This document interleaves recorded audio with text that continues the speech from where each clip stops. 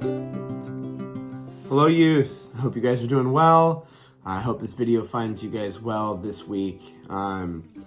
It's hard to believe we're halfway through February, and this Sunday we have an opportunity to serve some widows and widowers as well as other folks in the church. So I hope you are able to join us to help serve Valentine's dinner.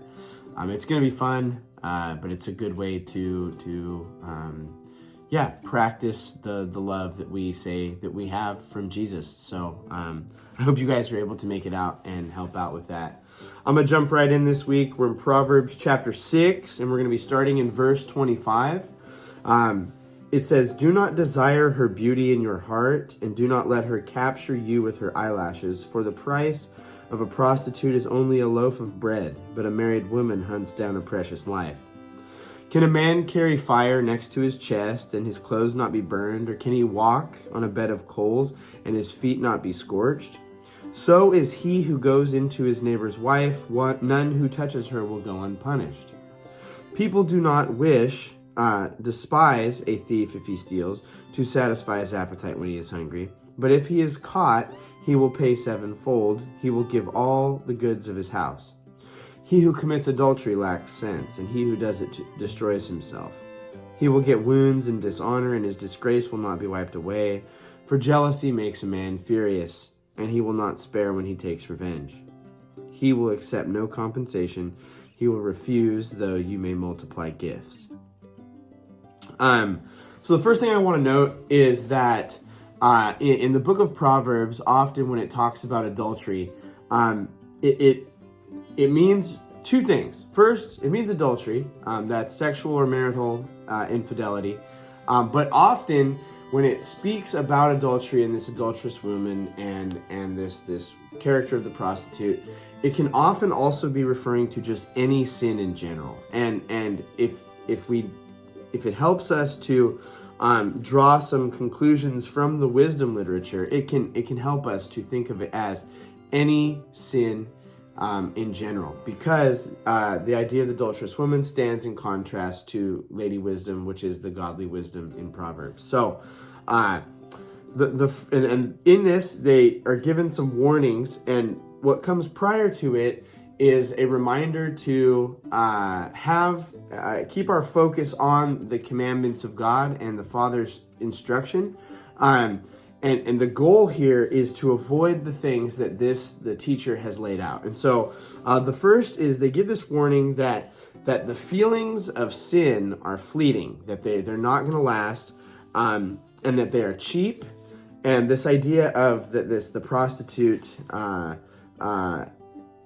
her price is only a loaf of bread. Another way that has been translated is that the prostitute leaves you with nothing but a loaf of bread. So not only is sin often cheap, but it often leaves you with very little to do after it, as far as socially and otherwise. So it ruins your life. That's what the teacher is trying to say here.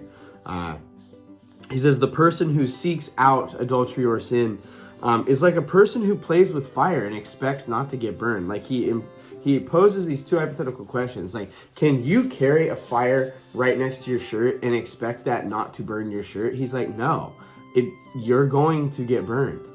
And so too is the person who says, well, I can play around with sin. Like, it's going to be fine. Like, there's nothing really that's going to be wrong. And it might not be wrong right now. It might not have consequences right now. You might not even see the damages. It might take a long time. But sin, especially sin when we read it in the Bible, is costly. And it affects the people around us, which is what he's going to get to here in a moment. He says that even if someone, so he has this idea of this thief who steals in order to feed himself. And the warning here is that even if someone engages in a sin that looks acceptable, it's like, hey, that kind of makes sense why that guy did that.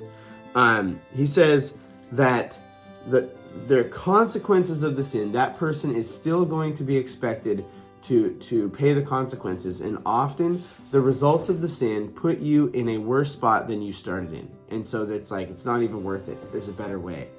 And last here, he says, when we sin against the people around us, this is tying back into that idea of the consequences of it. is when we sin against the people around us and it harms them. He says that those people are very, very unlikely to deal kindly with us. And he even says, like, their vengeance is not going to be cheap. And they might hold that grudge against you. And so what the idea he's getting at here is that sin is expensive. Specifically adultery, and in this context, adulterous sin. But in our context, it could be anything. Sin is costly. It affects the people around us, and there are lasting consequences, though we might not experience them right away. And so I would give you guys just 3 challenges in the area here. The first is, don't push the limits when it comes to sin. It can be easy to have that, like, it's okay. It's probably going to be fine this time. Proverbs tells us that it is not worth it. In the long run, and sometimes in the immediate present. The second is, even if sin might seem acceptable, like even if you're like, oh yeah, like, I have a rational reason about why this would be okay. Proverbs tells us that you're going to be held accountable to it as if it's not okay. And so keep that in mind, because sin is costly.